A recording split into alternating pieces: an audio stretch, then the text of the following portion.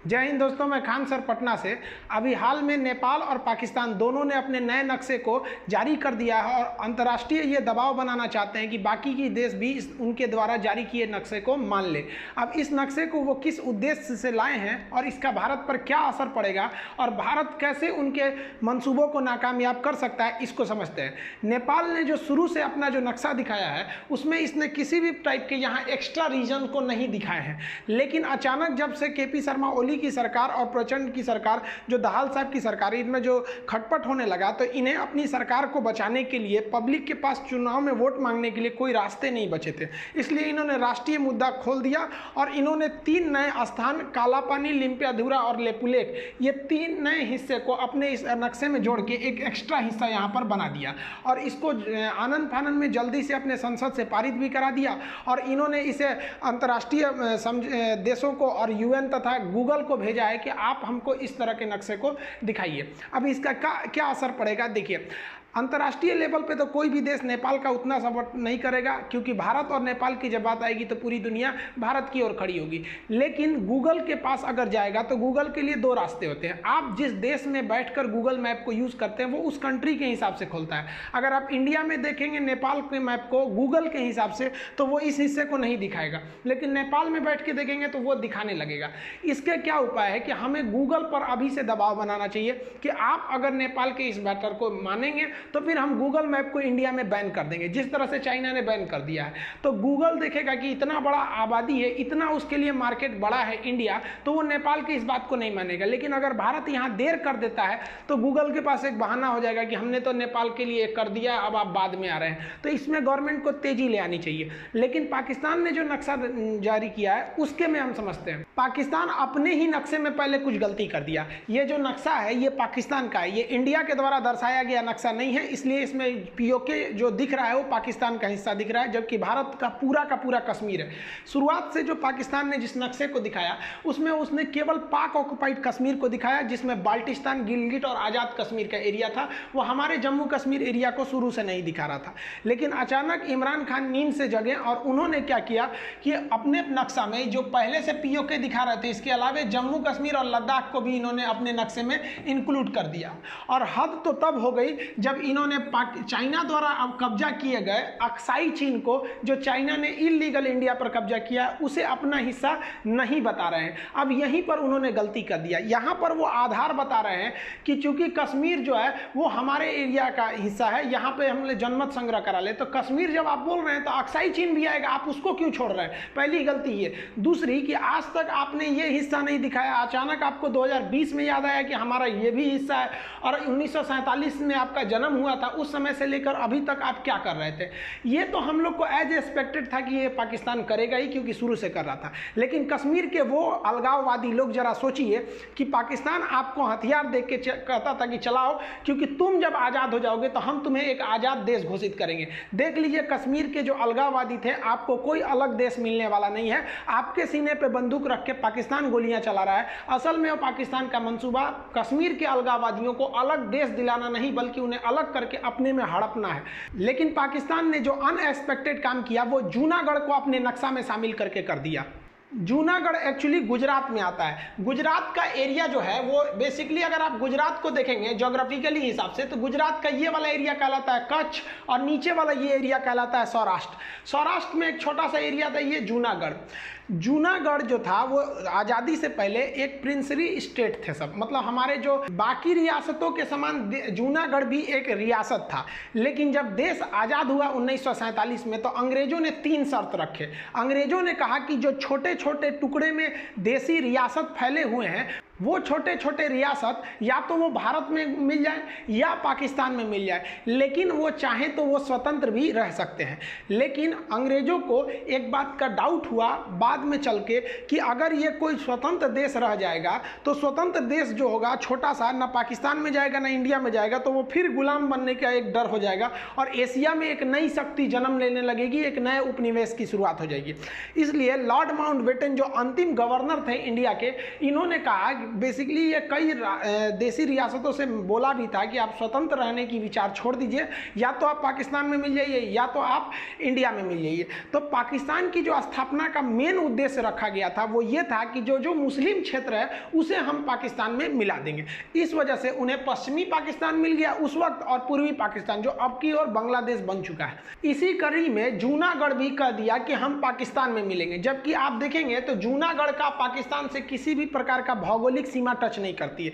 लेकिन ऐसा क्यों किया गया? एक्चुअली जूनागढ़ जो एरिया है, यहाँ की जनता लगभग 80% जनता हिंदू थी और 20% जनता मुस्लिम थी। लेकिन जो यहाँ के शासक थे वो मोहम्मद महावत खान तृतीय थे। ये जो थे मुस्लिम शासक, जबकि जनता जो थी वो ज़्यादातर जनता हिंदू धर्म का पालन करती थी। ये महावत खान के जो दीवान थे, जो एज ए प्रधानमंत्री के पद थे, जिसे आप पहले ज़माने में वजीर समझा करते थे, वो थे शाहनवाज भुट्टो। अब शाहनवाज भुट्टो का झुकाव जो था वो एक्चुअली वो कराची की ओर था, मतलब वो सिंधी के एरिया के थे, इसलिए वो पाकिस्तान से ज़्यादा लगाव रखते थे। और इनमें शाहनवाज भुट्टो का जो फैमिली थी, आज भी देखते होंगे भुट्टो परिवार पाकिस्तान में काफ़ी रसूख रखती है। तो ये जो जिन्ना थे पाकिस्तान के फाउंडर ऑफ पाकिस्तान जिन्ना, इनका भी जन्म जो हुआ था वो गोंडल में हुआ था, वो भी सौराष्ट्र में आते हैं। तो एक्चुअली ये जिन्ना की ये मेन पर्सनल ख्वाहिश थी कि इनका जो जन्म स्थल वाला एरिया है कम से कम वो पाकिस्तान में आ जाए। इसके लिए उन्होंने दबाव बनाया सिंधी के रहने वाले शाहनवाज भुट्टो को। ये क्या चाहते थे कि जूनागढ़ को पाकिस्तान में मिला दिया जाए। लेकिन आज़ादी के बाद जूनागढ़ जो था वो वहाँ पर नज़र पड़ी सरदार पटेल की। देश आज़ाद हो गया 1947, 15 अगस्त 1947। लेकिन सितंबर में पाकिस्तान ने घोषणा कर दिया कि जूनागढ़ पाकिस्तान की ओर रहेगा, पाकिस्तान में रहेगा। इसे देखते हुए सरदार पटेल ने जूनागढ़ के अगल बगल एरिया में अपनी सेना लगा दी। ये कह के लगाए कि हम अपने एरिया में सेना लगाए हैं, चूँकि जूनागढ़ चारों ओर से घिर गया, और नीचे से नेवल ब्लॉकेज लगाया। यह देखते हुए वहाँ के जो नवाब थे डर गए मोहम्मद महावत खान, और वो भाग गए पाकिस्तान में, और सारी जिम्मेदारी सौंप दिए शाहनवाज भुट्टो को। अब शाहनवाज भुट्टो को ने क्या किया, जब देखा कि चारों ओर से भारतीय सेना और नौसेना घेर लिए इन्हें किसी भी प्रकार का रसद सप्लाई नहीं पहुंच पा रहा है, तो इन्होंने चिट्ठी लिखा सरदार पटेल के पास कि हमको मदद किया जाए, इस मुद्दे को जल्दी से जल्दी सॉल्व कर लिया जाए, ताकि यहाँ पर हम जो जनता जो समस्याओं को जूझ रही है उसे जल्दी से निवारण कर सके। यह भारत के लिए एक बहुत बड़ा प्लस पॉइंट था कि आपकी ओर से लिखित में रिक्वेस्ट आया है कि हमारी मदद किया जाए। तो सरदार पटेल ने सेना को अंदर एंट्री करा दिया और कहा कि भाई देखिए, पाकिस्तान की जो स्थापना का मूल उद्देश्य क्या है कि मुस्लिम बहुल्य क्षेत्र पाकिस्तान में जाएंगे। यहाँ मुस्लिम बहुल्य क्षेत्र तो नहीं है, तो एक काम करते हैं कि हम लोग यहाँ रेफरेंडम यानी जनमत संग्रह कराते हैं। इससे पहले ही यहाँ के जो नवाब थे महावत खान, इन्होंने साइन करके दे दिया, हस्ताक्षर करके विलय पत्र पर कि हम पाकिस्तान में रहेंगे। लेकिन भारत ने यहाँ जनमत संग्रह करा लिया। जनमत संग्रह में यहाँ 99% लोगों ने कहा कि हम भारत में मिलेंगे, और इसी के आधार बना के सरदार पटेल ने और वीपी मेनन ने, सरदार पटेल और वीपी मेनन, इनका दाहिना हाथ कहा जाता है वीपी मेनन को। एक्चुअली जो भारत को जोड़ने का काम था वो लौह पुरुष सरदार पटेल, वीपी मेनन और इनडायरेक्टली में माउंटबेटन को भी जाता है। ये तीनों लोग ने एक किया था, क्योंकि माउंटबेटन इस पक्ष में नहीं थे कि कोई भी रियासत स्वतंत्र है, या तो पाकिस्तान में जाओ या तो भारत में जाओ। तो वीपी मेनन ने इसमें महत्वपूर्ण भूमिका निभाई और भारत का यह अंग बन गया जूनागढ़। लेकिन पाकिस्तान इसे यूनाइटेड सिक्योरिटी काउंसिल में भी लेके चला गया, यूएन में, जहां पर कुछ खास इसका बात नहीं रह पाया। पाकिस्तान मेनली फोकस रह गया कश्मीर पर। इसलिए पाकिस्तान बहुत जल्दी कर रहा है और वो इसे इंटरनेशनल कम्युनिटी में उठाने के लिए ये नक्शा को लाया है। इस नक्शे को लेकर पाकिस्तान सीधे दौड़ेगा यूनाइटेड नेशन में। यूनाइटेड नेशन के जनरल असेंबली में इस नक्शे को उठाने में वह सफल भी हो जाएगा। लेकिन यूएन द्वारा दिया गया नक्शा किसी भी तरह की मतलब बाध्यता नहीं होती है। यूएन अपने नक्शे में बनाते वक्त ही कहता है कि यह नक्शा किसी भी तरह के प्रमाण या इन्फोर्समेंट नहीं करता है। यहाँ इस नक्शे में यूएन द्वारा बनाए गए कई नक्शे में विवादित क्षेत्र को डॉटेड कर देता है, जैसे हमारा पीओके को और अक्साई चीन को। इसका मतलब ये नहीं हो जाता है, यूएन ने अपने संविधान में ही, उसने अपने रिजोल्यूशन में ही लिखा है कि हमारे द्वारा दिया गया नक्शा किसी भी देश की इंटरनेशनल बाउंड्री की प्रमाणित नहीं करता है। तो यूएन द्वारा इनको नक्शा मिल भी जाता है तो इसका कोई इफेक्ट नहीं पड़ेगा। लेकिन पाकिस्तान यहाँ मुद्दे को उठाएगा जनरल असेंबली में, लेकिन यह मुद्दा जाएगा सिक्योरिटी काउंसिल में, सुरक्षा परिषद में, जहां पाकिस्तान और भारत दोनों को ही अस्थायी सीट नहीं है। सिक्योरिटी काउंसिल में केवल 5 देशों को अस्थायी सीट है, अमेरिका है, ब्रिटेन है, फ्रांस है, रूस, चाइना, ये 5 देशों को है। अब इमरान खान पाकिस्तान को चाइना का खुला सपोर्ट मिल जाएगा, ये हम सबको एज एक्सपेक्टेड है, लेकिन यहाँ पांचों को सहमत होना जरूरी है। जो एक भी अगर इसमें सहमत नहीं है तो उसे कहते हैं बीटो।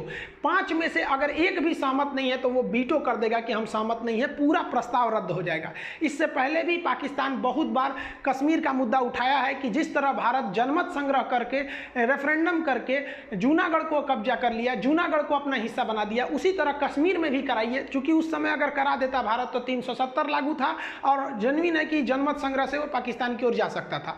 तो पाकिस्तान की इस मांग को रोकना उस वक्त जरूरी था। तो रूस हमारा बहुत साथ दिया था। रूस ने पाकिस्तान के इस मुद्दे पर वीटो कर दिया कि हम नहीं चाहते हैं कि भैया इसमें जनमत संग्रह हो। और पाकिस्तान यहाँ तो एक बार और हार जाएगा, क्योंकि पाकिस्तान ने खुद स्पेशल रिक्वेस्ट किया था यूएन में कि आप जांच कीजिए कश्मीर इशू का। तो डिक्सन आयोग ने कह दिया कि कश्मीर मुद्दा कोई भी अंतर्राष्ट्रीय नहीं है, बल्कि भारत और पाकिस्तान का एक आपसी मुद्दा है। तो आपसी मुद्दे को आप इंटरनेशनल ऊपर में नहीं ले जा सकते। लेकिन ये भाई साहब है ना चाइना वाले, ये बहुत कहेंगे कि चाइना चाहता है कि पाकिस्तान के थ्रू वो भारत को अनस्टेबल करना चाहे, लेकिन इससे कुछ नहीं होने वाला है। रूस फिर हमारे फेवर में वीटो करेगा।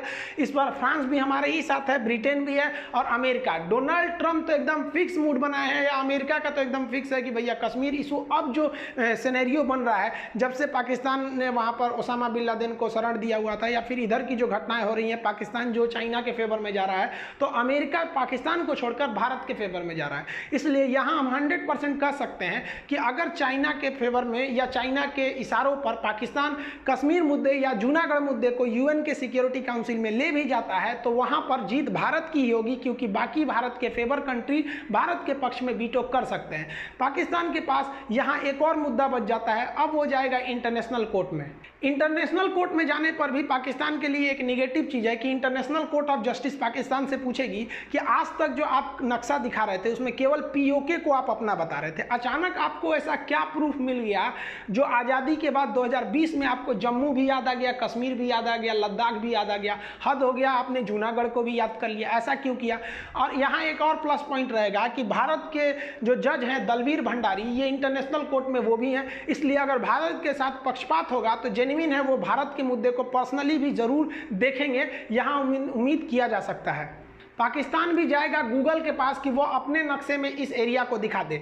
यहाँ भारत को गूगल पे बहुत बड़ा दबाव बनाना चाहिए कि वो नेपाल का जो एक्स्ट्रा एरिया है उसको और पाकिस्तान के एरिया को ना दिखाए। लेकिन भारत जो है वो पाकिस्तान को दिखाने से शायद न रोक पाए, क्योंकि ऑलरेडी गूगल जो है, अगर आप पाकिस्तान के डोमेन से अगर आप खोलते हैं इंडिया का नक्शा या पाकिस्तान का नक्शा, तो उसमें पीओके जो दिखाता है वो पाकिस्तान में ही दिखाता है। लेकिन गूगल पे दबाव बनाया जा सकता है। ये सुंदर पिचाई जो गूगल के सीईओ हैं वो भी भारत के ही हैं, लेकिन इनसे एक चीज की उम्मीद तो की जा सकती है कि हम गूगल मैप में नेपाल को रोक सकते हैं, ये दबाव डाल के। लेकिन इसकी उम्मीद कम की जाती है कि हम पाकिस्तान को रोक सकते हैं गूगल मैप के थ्रू अपने नक्शे को दिखाने पे। तो गूगल मैप पे दिखा दीजिए, जमीनी स्तर पे कुछ होने वाला नहीं है।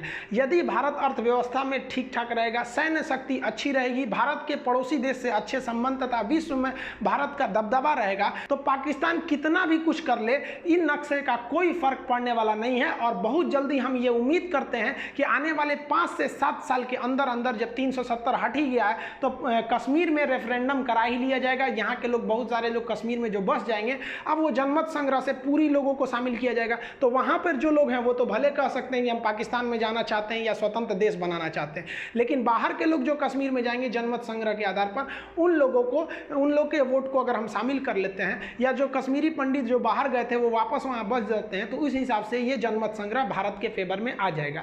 अतः हम ये स्पष्ट कह सकते हैं कि पाकिस्तान और नेपाल जो इस चीज को कर रहे हैं, उनके लिए अभी फिलहाल करने के लिए कोई रास्ता नहीं। उनकी अर्थव्यवस्था गिर रही है, नेपाल पाकिस्तान दोनों के हाथ सेम है।